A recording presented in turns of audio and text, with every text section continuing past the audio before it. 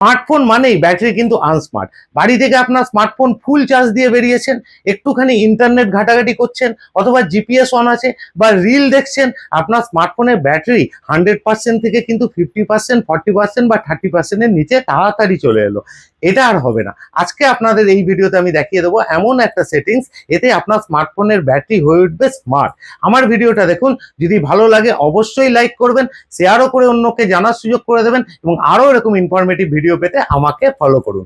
দেখুন, এর জন্য প্রথমে আপনার স্মার্টফোনের সেটিংসটাকে ওপেন করবেন, তারপরে একটু স্ক্রল করে নিচে গেলে ডিসপ্লে অপশনটাকে ক্লিক করবেন, তারপরে একটু নিচের দিকে দেখতে পাবেন মোশন স্মুথনেস, ওই অপশনটাকে ক্লিক করবেন। করলে ওখানে দুটো অপশন পাবেন, অ্যাডাপটিভ এবং স্ট্যান্ডার্ড। যদি অ্যাডাপটিভে থাকে ওইটাকে স্ট্যান্ডার্ড করে দেবেন। দেখুন ওখানে লেখাই আছে get longer battery life by automatically adjusting your screen refresh rate up to 60 hertz.